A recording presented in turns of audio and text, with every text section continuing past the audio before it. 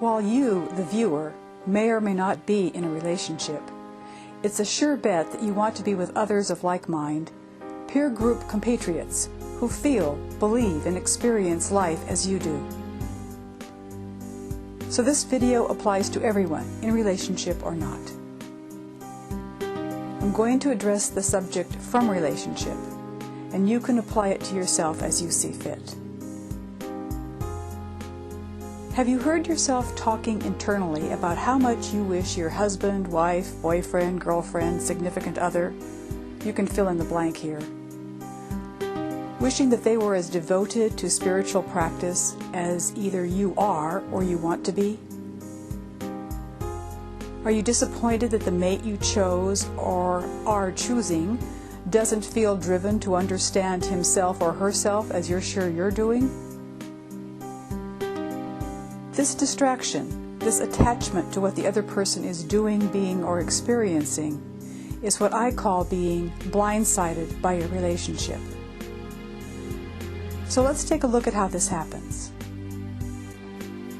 Let's say you have an intense intention set, because you're so familiar with the law of attraction, that you will draw to yourself the perfect mate and live the rest of your life both physically and spiritually surrounded by this bliss of perfect union.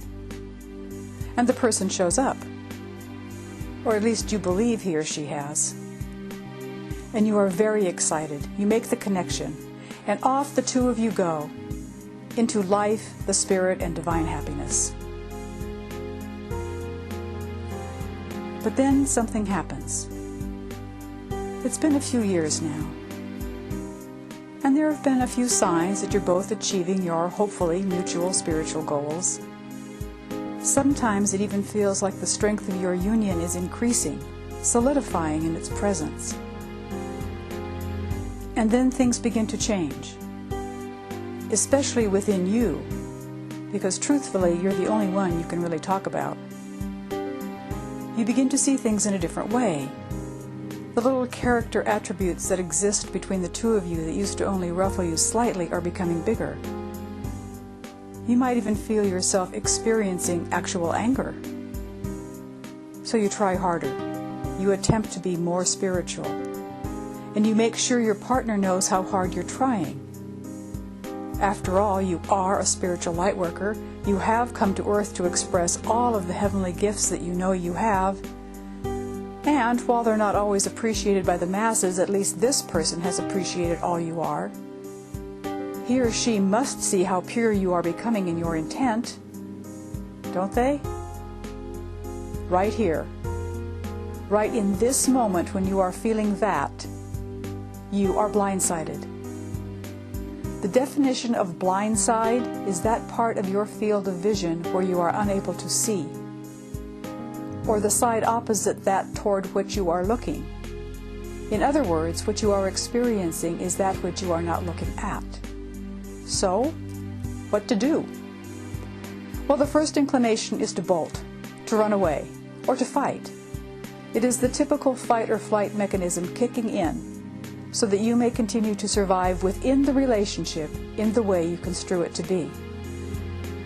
That is the human side of your personality telling you that your expectations have not been met.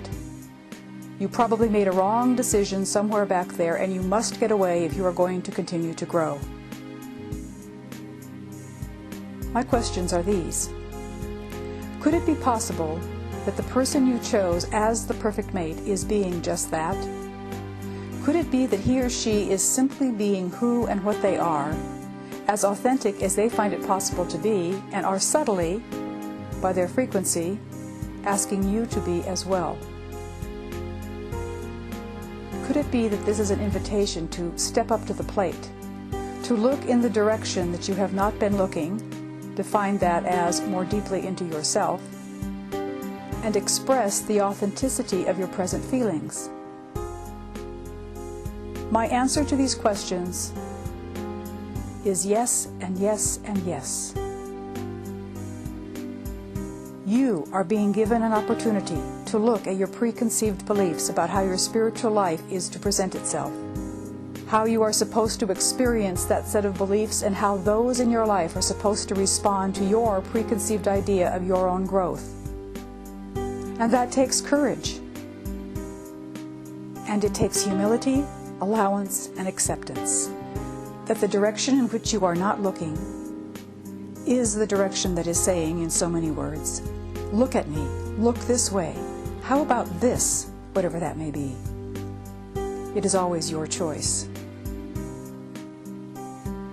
So I offer these thoughts in deference to your original decision to live a spiritual life.